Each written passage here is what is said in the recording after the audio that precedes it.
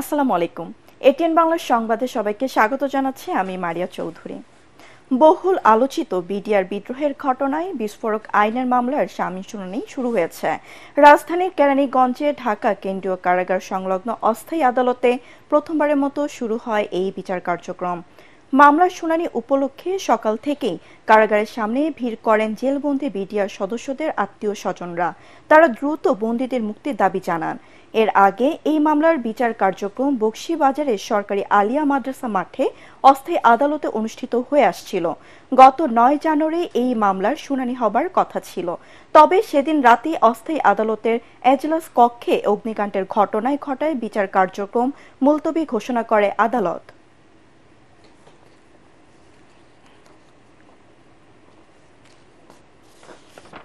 দর্শক, এই মুহূর্তে কেরানীগঞ্জে ঢাকা কেন্দ্রীয় কারাগারের সামনে রয়েছেন সহকর্মী মাজহারুল হক মুহাজির।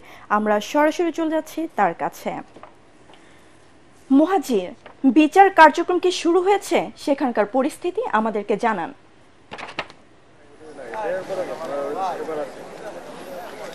মারিয়া, আপনাকে ধন্যবাদ। আসলে এটা নতুন না, এই বিডিআর বিদ্রোহের যে ঘটনা ফেব্রুয়ারিতে ঘটে, সেখানে কিন্তু এরপর থেকে 16টি বছর ধরে যে দুটি আসলে মামলা হয়, পিলখানা হত্যা মামলা এবং বিস্ফোরক মামলা। অনেকে দেখা গেছে হত্যা মামলায় খালাস পাওয়ার পরও শুধুমাত্র এই বিস্ফোরক মামলার জন্য তারা আসলে এই মামলাটা ঝুলে যায়, এবং যে কারণে তাদের অনেকেই 16 বছর আসলে এরকম নির্যাতিত একটা জীবনযাপন করতে হচ্ছে। তবে আমরা এখন যেহেতু কেরানীগঞ্জের অস্থায়ী আদালতে আছি, সেখানে আপনাকে একটা তথ্য জানিয়ে রাখতে চাই যে শুনানি শুরু হয়ে গেছে, এখন সাক্ষ্য গ্রহণ চলছে। এতক্ষণ আমরা এজলাসেই ছিলাম, সেখানে আমরা দেখছিলাম যে সাক্ষ্য গ্রহণের কাজ চলছে। আমরা অনেকেই দেখেছি সেখানে তারা সাক্ষ্য দিচ্ছেন এবং এজলাসের কার্যক্রম এখন চলছে। এখনো শুনানি, জামিন নিয়ে আমরা এখনো কোনো তথ্য জানতে পারিনি, হয়তোবা কিছুক্ষণের মধ্যেই জামিনের তথ্যটা আমরা দর্শকদের জানাতে পারবো। তবে আমরা যখন সকাল থেকে যেহেতু ছিলাম কেরানীগঞ্জের এই অস্থায়ী আদালতে, সেখানে আমরা যারা আসলে পরিবারের সদস্যরা যারা রয়েছেন তাদের উপস্থিতি কিন্তু আমরা দেখতে পেয়েছি যে সবাই সকাল থেকেই আসছিলেন, এবং সবার একটা প্রত্যাশা ছিল যে আজকের মধ্যে হয়তো বা তারা তাদের শুনানিটা পাবেন, যেহেতু এটা দীর্ঘদিন যাবতই আসলে হয়ে আসছে।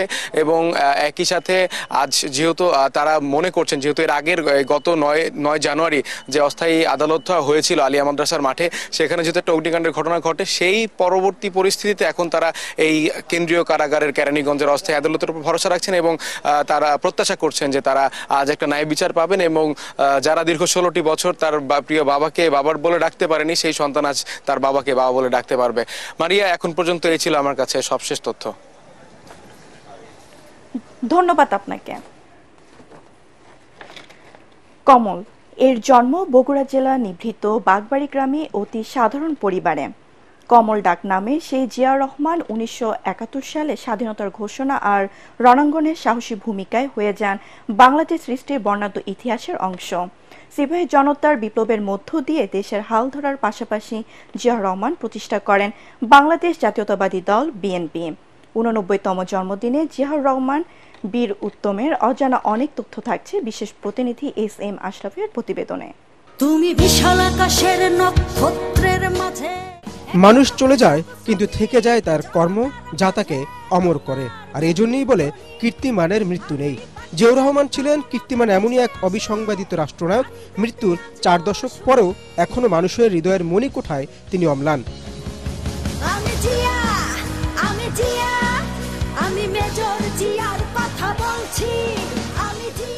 1971-এর 25শে মার্চের পর যখন সমগ্র জাতি দিশেহারা, পাকিস্তানি সেনা হামলার মুখে কি করা যায় সে নিয়ে কিংকর্তব্য বিমূঢ়, সেই অবস্থায় জিয়াউর রহমান বিদ্রোহ ঘোষণা করেন পাকিস্তানিদের বিরুদ্ধে, এবং তার যে চিফ স্থানীয় কর্নেল জানজুয়া তাকে হত্যা করে বিদ্রোহের সূচনা করেন।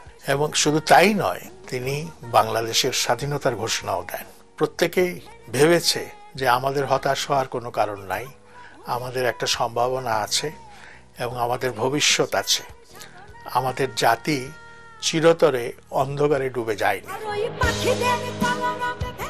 ৭৫ পরবর্তী অস্থিতিশীল বাংলাদেশে সেনা বিদ্রোহ, পাল্টা বিদ্রোহ আর দেশ বিদেশি নানা ষড়যন্ত্রে বাংলাদেশের স্বাধীনতা সার্বভৌমত্ব যখন বিপন্ন, ঠিক তখন আবারও ত্রাতা হয়ে দেশের হাল ধরেন সেই মেজর জিয়া। সেনা ছাউনিগুলোতে শৃঙ্খলা প্রতিষ্ঠা খুব কঠিন একটা কাজ ছিল। সেই কঠিন কাজ তিনি অত্যন্ত যোগ্যতার সঙ্গে সমাধান করেছেন। সেনা ছাউনিতে শৃঙ্খলা ফিরিয়ে এনেছেন।